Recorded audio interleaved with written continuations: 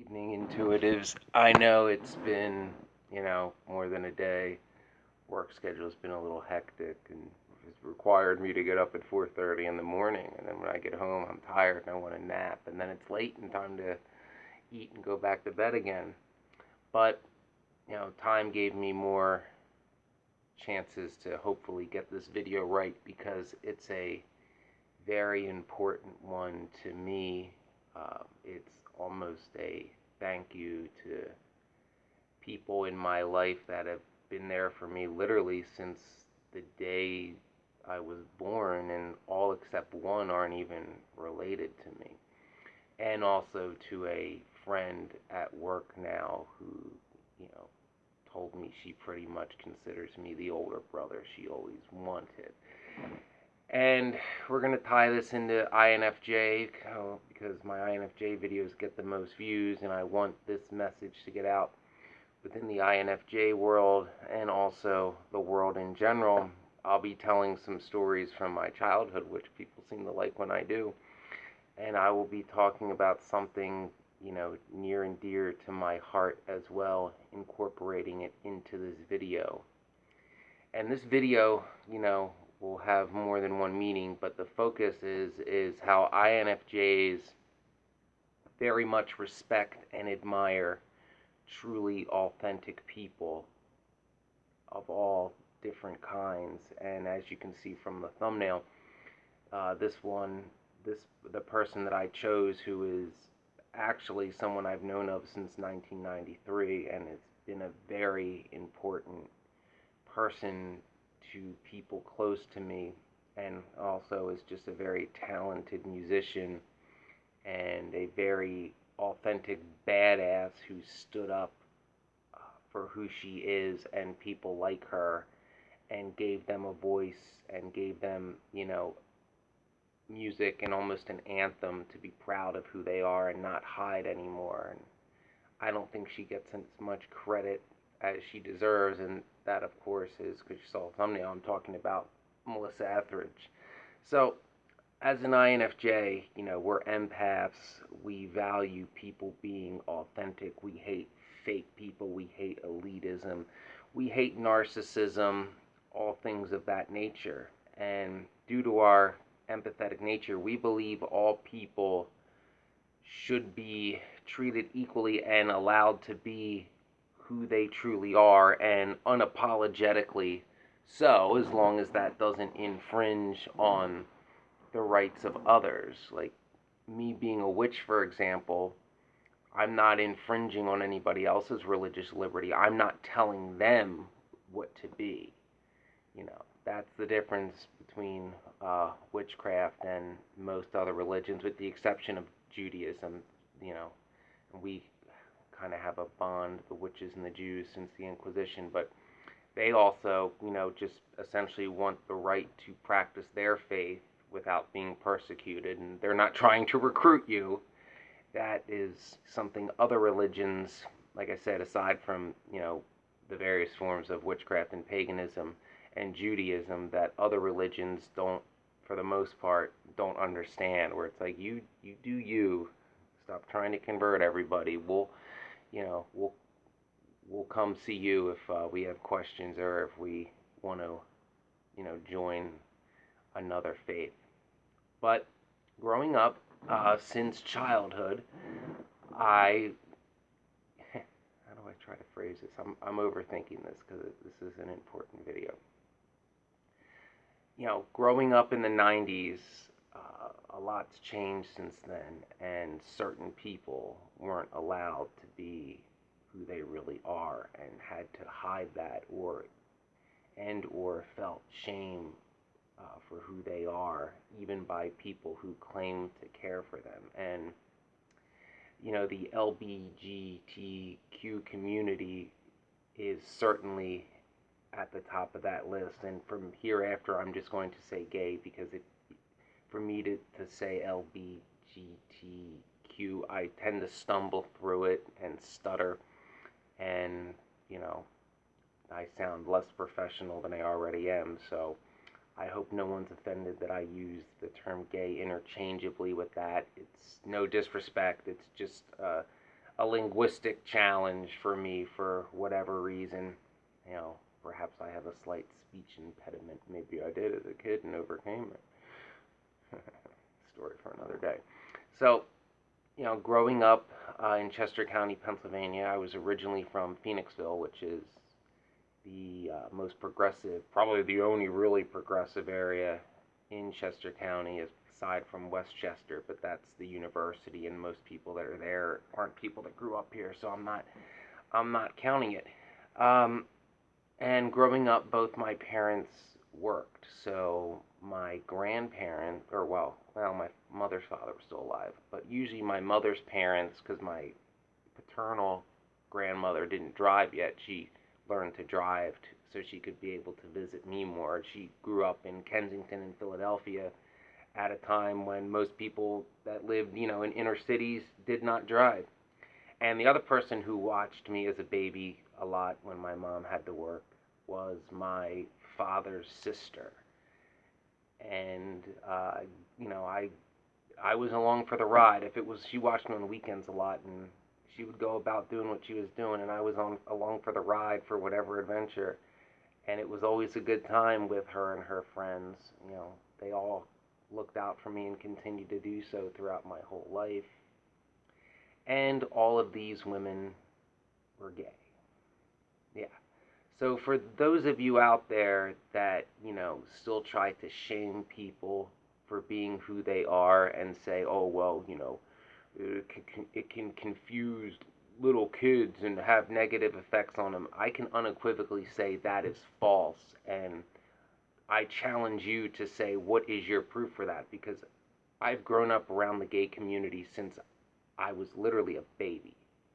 And they always felt comfortable to be themselves around me. I understood from toddlerhood, you know, who they were and what they were, and I didn't give a shit. These were just cool women who were nice to me, who were friends of my aunt. A lot of them had cool jobs, and I'd ask questions about that. And I should also mention, this became even more so because in the 90s as a child, I spent my summers in Rehoboth Beach, Delaware, which is a very progressive and gay-friendly community. So that was the norm for me.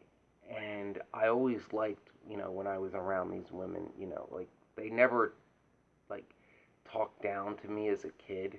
They were always authentic with me when I was little, and that was always cool. Like especially as I got older, like into my early teens and got into politics and stuff, and would talk about policy and all that because I'd watch C-SPAN and I'd learn what the policy substance was about, and they never talked down to me because of my age. They never held the fact that I was young and obviously couldn't know something. These are boomer women too, so that's really cool because many boomers, even to this day, look down on people born after 1964, but this was not the case. And it was a great experience to see this close group of friends who all looked out for each other, who had to form like their own little haven, you know, within a community just to essentially have a place where they could just be themselves. And I never I never could put it together when I was real little how why these women would act differently um, in certain public places. Like, you know, they had not to be a stereotype, but they all played in a softball league. I remember when I was a toddler and I was the bat boy. I had a job and I worked the beer. I always kept the beers pulled because you can't play softball without beer. The Simpsons taught me that amongst many other things, but it was always interesting, and I couldn't understand it at the time why, depending on which bar we went to, the team, the softball team of, these gay women would act differently. Well, I realized later in life that that's because certain bars were gay friendly and certain ones weren't. So paying customers, patrons of a business, didn't have the freedom to be themselves in a business where their making the business money simply because of what was considered the norm at the time. And looking back on that, I can't even imagine. I've been straining my brain to understand like what that must have been like to basically have to play a role, to sort of become a pseudo actor and pretend to be somebody you're not, simply because of how people may react to you and how that may affect you in your life, in your neighborhood, or your career and things like that. It must have been hell. I have spoken to some of these friends of my aunt's, because I'm still in touch with quite a few of them to this day, about what that was like. And sadly, though to a lesser degree, this still goes on today, even in some people's families. One of the girls I work with at the country club, who's like 10 years younger than me, she's was walking on water because she finally met her dream girl, which must be awesome. I haven't met mine yet, but I can understand that feeling. And her sister, who she was very close with growing up, wants nothing to do with her because her sister's in uh, some hardline Protestant church that is trying to drag the country back to, I don't know, the 1800s, but something ridiculous like that. And now, my friend who helped raise this girl, this younger sister, after their mother died, can't even go see her niece. Now, to the credit of her father, since the girl I work with has been barred from her sister's home, the father refuses to step foot in it too, as do as does her uncle, her mother's brother, who's also a member at the club, and his two 20-something-year-olds. So, for the most part, she does have the support of her family, but I can't believe that such a thing still goes on, in 2022. Now you're probably wondering, after this long prologue, what the hell does this have to do with Melissa Etheridge? Well, let's go back to 1993. As I said, my aunt used to watch me all the time. I knew, she was living with her girlfriend at the time, who was really cool. I still talk to her all the time. They're still friends. She was a detective, so that's just real. I always thought that was so cool.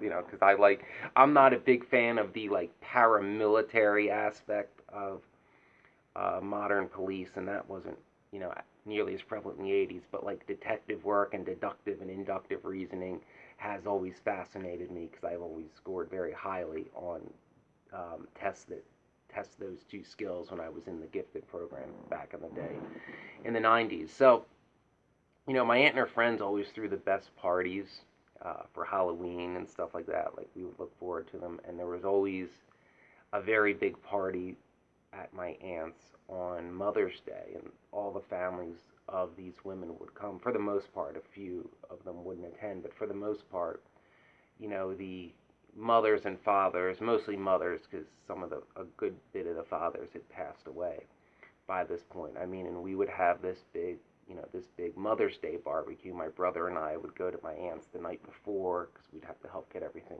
set up and help prep the food and all that. But you know, some of these women spoke to me years later that was like the only party of the year where they could not only be there with their friends, and their girlfriends, but also be with their, certain family members that were okay with them just being who they are. And that's not right and sad when you think about it. And as I said, we're going to 1993. So 1993, Melissa Etheridge releases her breakout album, and her biggest album, boldly titled Yes I Am. And to think like just how badass that was at the time, like for a rock star who's just really becoming a star, is singing songs telling other gay women that it's okay to be who they are, to celebrate who they are, and to not care what other people think. That's actually some of the lyrics, and to just straight up title the album Yes I Am. In 1993, that could have tanked her career, but she was uncompromising about being authentic and being who she really was. You know, so she was willing to sacrifice her dream job and sacrifice her talent going to waste because she is very talented. I really enjoy how she's one of that like 90s rock era where everything was like real instruments and people actually could perform live very well. Like, Melissa Etheridge is an example of that. Alanis Morissette, Toad the Wet Sprocket, Gin Blossoms. Like, that era, the 90s, was just a great era of, like, real, raw rock music that we really don't see much of today.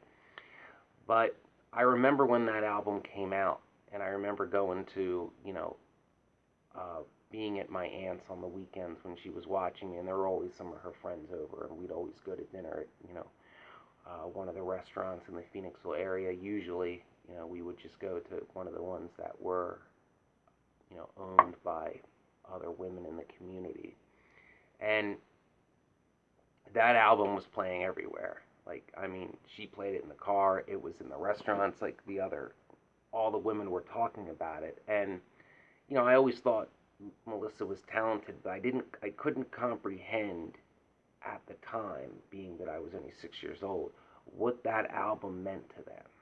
That, finally they had a voice of someone their own age who they could all relate to, who was basically telling them that, you know, it's okay to be who you are. You can celebrate. You don't have to, pretend to be something else for anybody. You're not the one with the problem.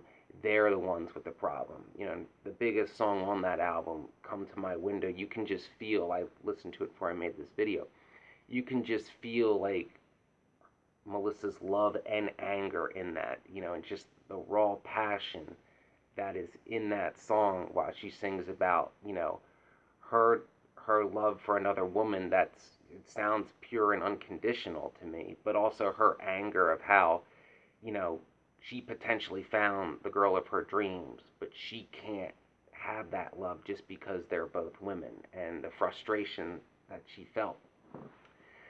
So, that album really meant the world, to my aunt and her whole group of friends, this couple dozen women that I would see regularly.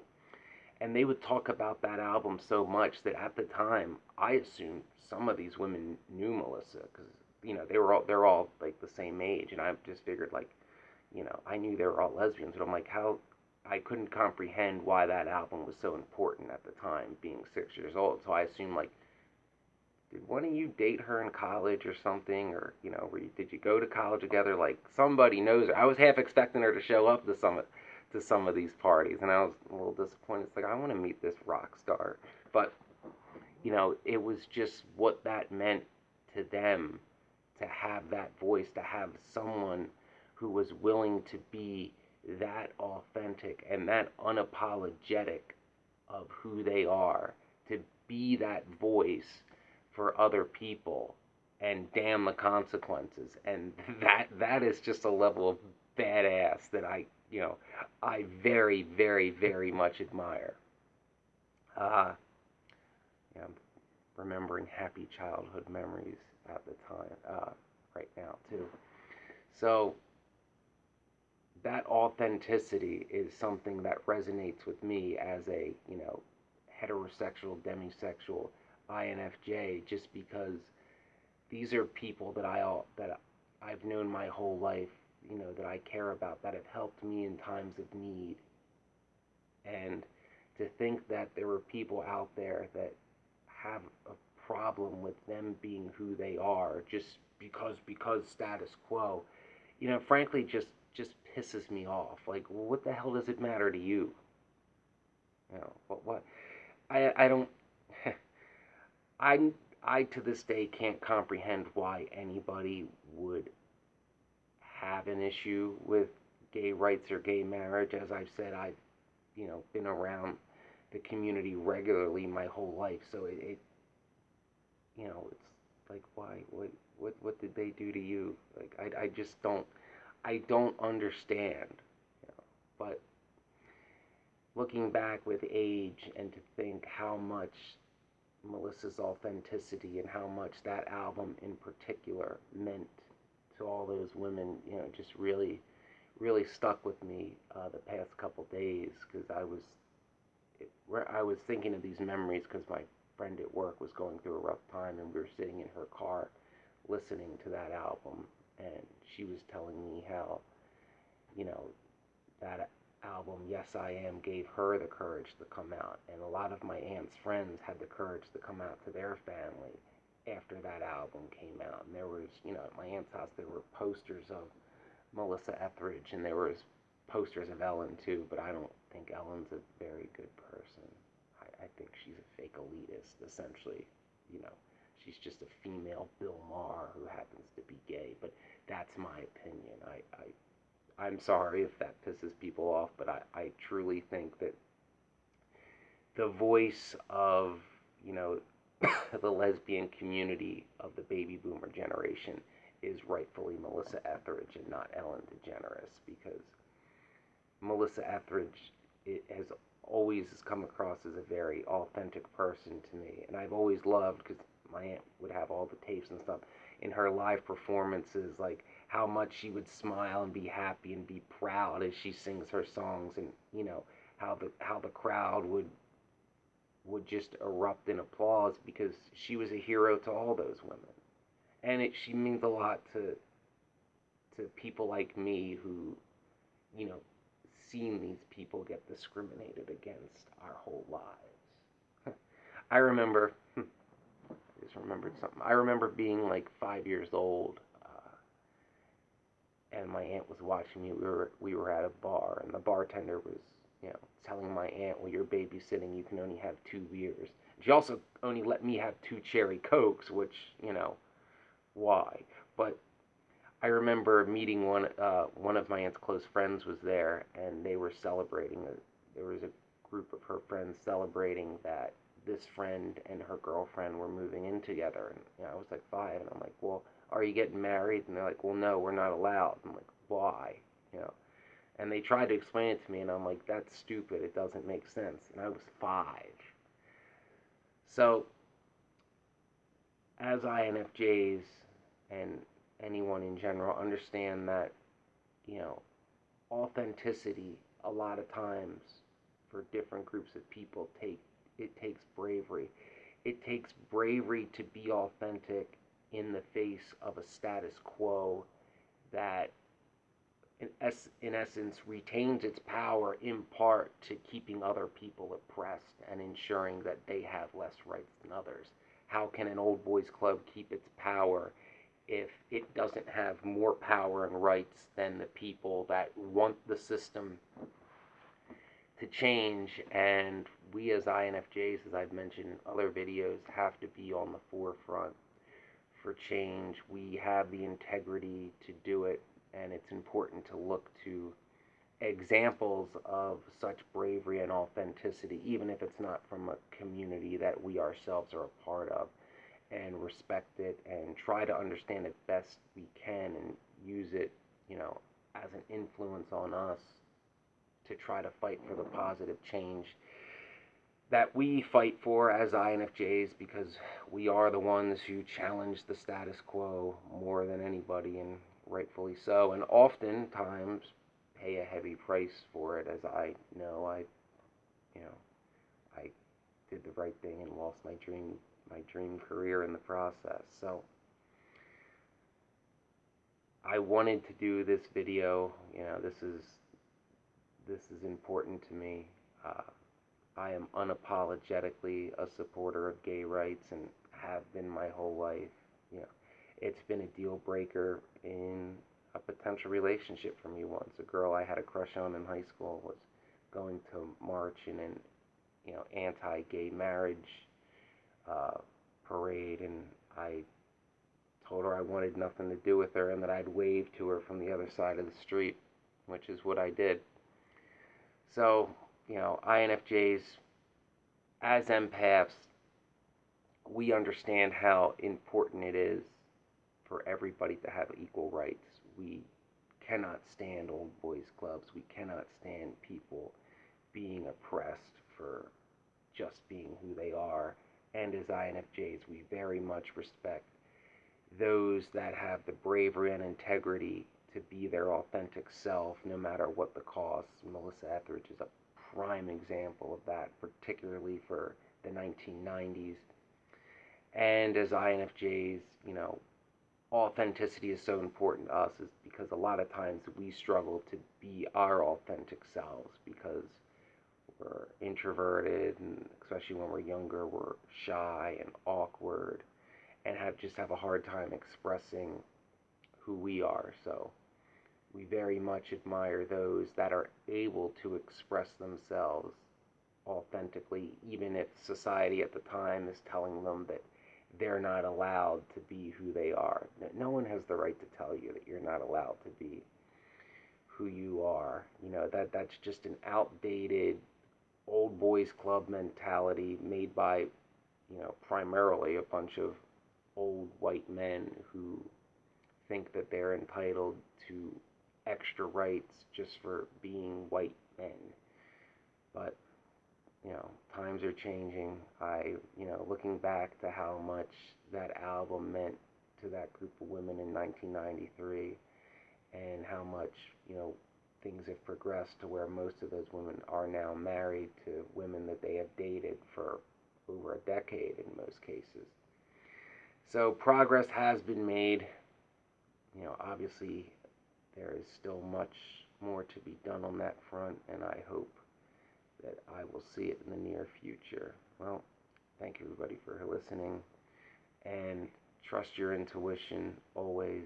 If your intuition is telling you to be authentic, do it. If your intuition is telling you to stand up for somebody else who's trying to be authentic that is told they're not allowed to be, do it. And trust never sell out your integrity. Always, your integrity is telling you to be authentic.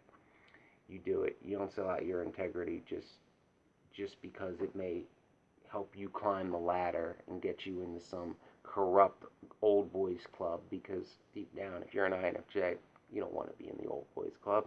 You want to burn it down.